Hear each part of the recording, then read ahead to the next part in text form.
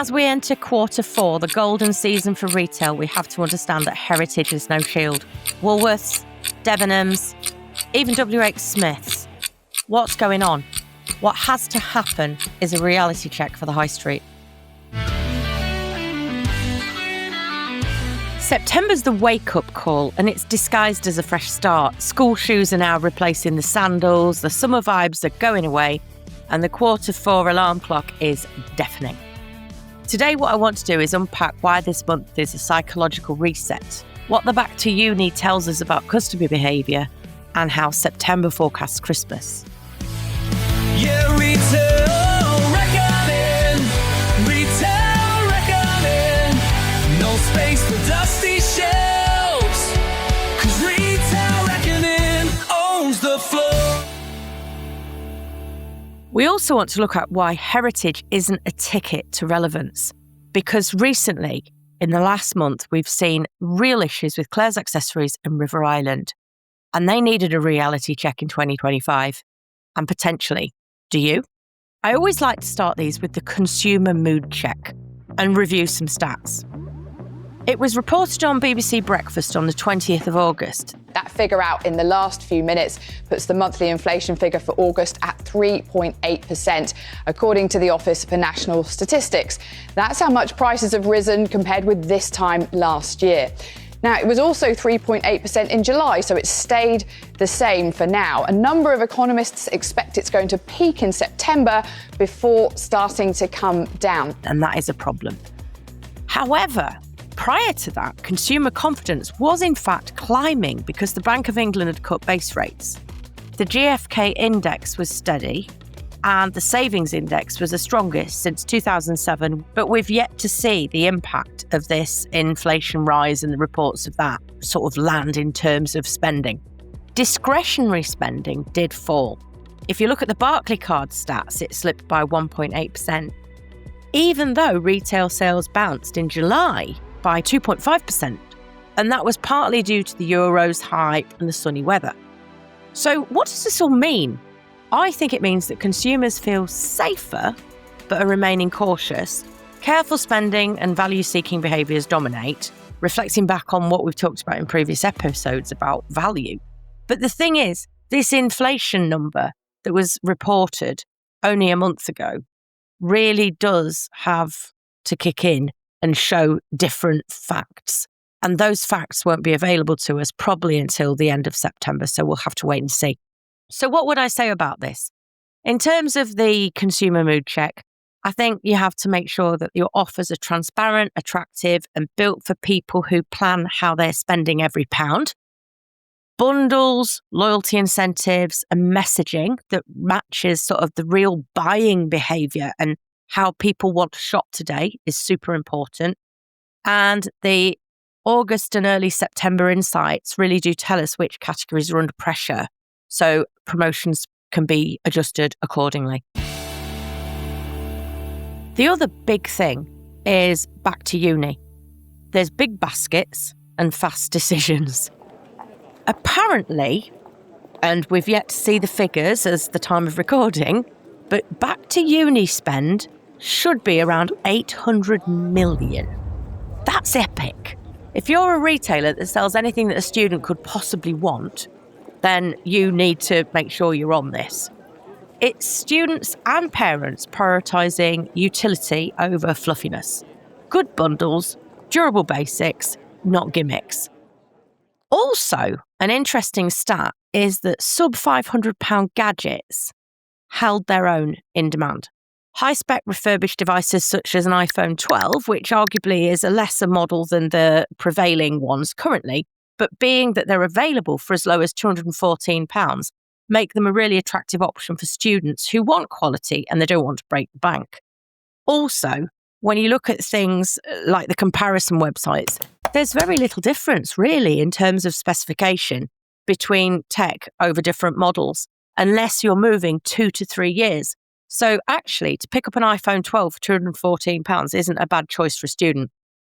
The other thing that's come out really well is the prevalence of click and collect, and I've talked about that before as well. But if you've got click and collect and you're near campus, that is an absolute game changer for speed and convenience.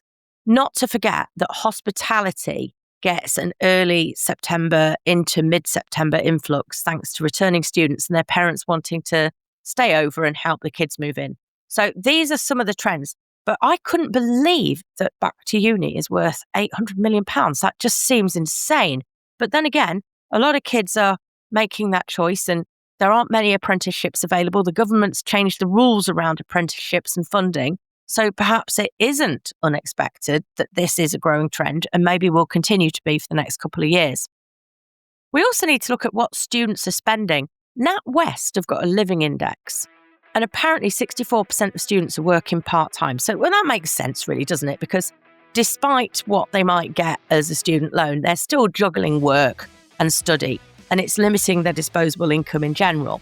So they're making very budget-conscious choices, and getting the essentials is their priority, and we'll see discretionary online shopping dropping. Not to say that there isn't a channel shift as well. Students are using platforms like Amazon or supermarket click and collect. And I mean, I can reflect on my son. He uses Sainsbury's for his everyday essentials when it comes to e-commerce and food shopping. And people go, oh, isn't he really well off then? Well, no, because they've got an Aldi price match. And that's the thing. It's maximising the convenience and the value and the quality and making the choices to buy from them rather than having to trek off with a backpack and carry all his shopping home. But in terms of what this means for the retailers, it's about quality bundles that represent value because they've got longevity, not just low price, fast fulfillment, and it's not just about impulse, it's about making it easy to choose your products. So the practical advice or takeaways that I can perhaps suggest for this is you've got to offer the bundles that require a mixture of value and convenience. So tech and accessories, or pantry and essentials for student flats, a herb rack, something like that, or a kitchen set. But that must last at least a year. It can't be absolute cheap rubbish that gets thrown away within 3 months. The other thing is leveraging click and collect and fast delivery. So either being near campus, offering e-lockers where people can pick up their goods, and perhaps partnering with local delivery options will give a competitive edge. It's making it as simple as possible because there's relatively limited parking outside halls of residence. I know this from personal experience. You've got about 5 minutes to dump your kid and all of their stuff before the police come and stick a ticket on your car. So you've got to be able to provide as near as possible access.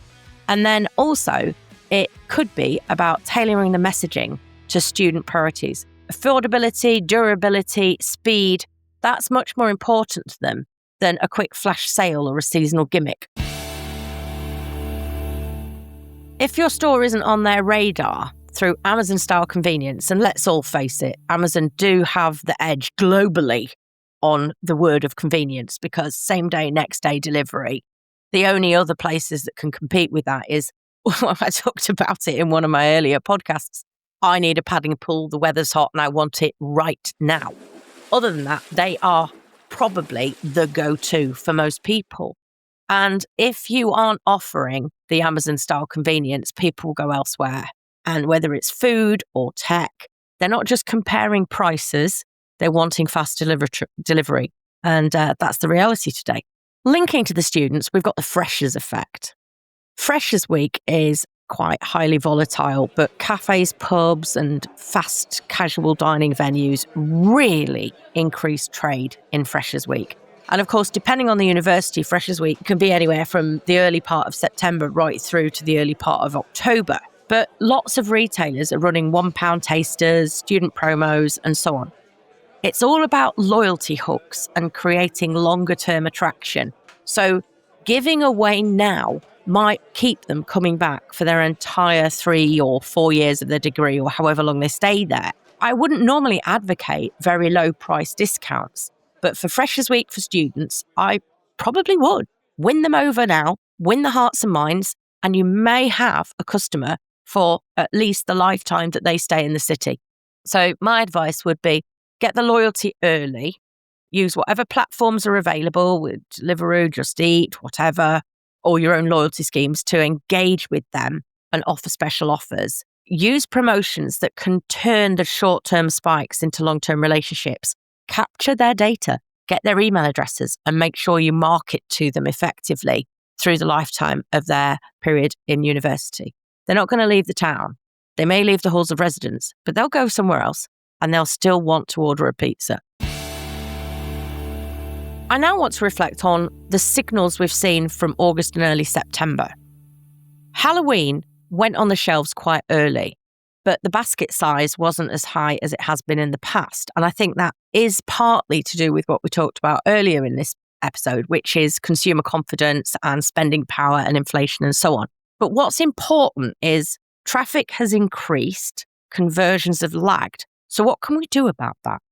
And I feel that analysing your August and September data for category trends and looking at what stock and promotions need to be in place in the next couple of weeks, quite frankly, before we hit Halloween is really, really important. And I would suggest that the trends that we see now are potentially a Q4 blueprint. We have to preempt the hesitation of consumers with clear messaging and help them with frictionless shopping. Make everything as transparent as possible and give them the confidence to part with the cash. Another thing we've seen in the last few weeks is something, again, of a high street reality check. Heritage is no protection in modern times. Woolworths, that's gone. Debenhams, gone. WH Smith's, rebranded. They've been sold to Modella and rebranded as TJ Jones, which are kind of the people behind Hobbycraft, but obviously WH Smith does still exist in the travel hubs where they make a lot of money. Claire's Accessories fell into administration. Hobbycraft, despite the investment in WH Smith's through their investments, they've shut 9 more stores. And River Island is downsizing fast. I mean, these are high street stalwarts. So we've got a bit of a reality check. And I think the key messaging behind this is legacy alone won't save you. Relevance with your customer will. Claire's Accessories was selling, historically, when I was a kid, to an 11-year-old or a 13-year-old me. Now that same child is 7 and they don't buy online and they haven't got the flexibility to go out shopping alone. But furthermore, we have to take into account the fact that Primark is able to sell everything that Claire's did, along with a nice t-shirt and some funky bedding and a fluffy key ring and all the nonsense that young girls want to buy, quite frankly. They haven't kept pace with the competition. And I would say River Island probably is also a victim of Primark because their product is possibly ever so slightly overpriced. The customer relevance is constantly a topic I bring up. The fact of the matter is we've seen it with House of Fraser, we've seen it with various retailers.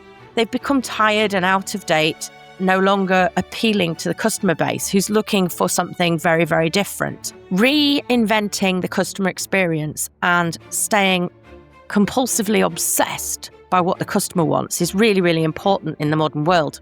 Also, things like tracking the changing footfall. Are the locations even viable anymore?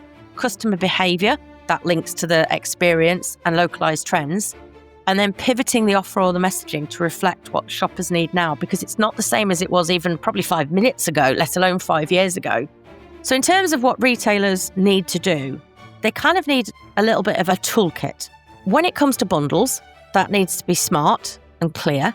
They need to dig into their data, what's changed and what's stuck, and how does that inform the golden quarter, Q4, and be agile.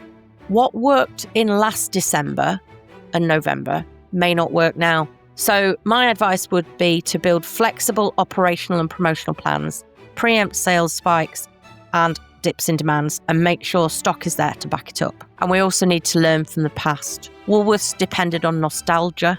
Debenhams trusted in scale. Smiths relied on their branding. And River Island was all about the trend. But none of them were adaptable. It's more about tracking trends actively, adjusting quickly, and don't assume the past strategies are going to influence the future. August and September don't warm you up. It writes your Q4 script. You've got to get it right. You can do an encore of last year, that's great. But if you coast, you're probably going to burn out. I suggest ruthlessly review what your customers' needs and wants are. and make sure that you're relevant and on point for the coming season. I'm Clare Bailey, the Retail Champion, and you've been listening to Retail Reckoning.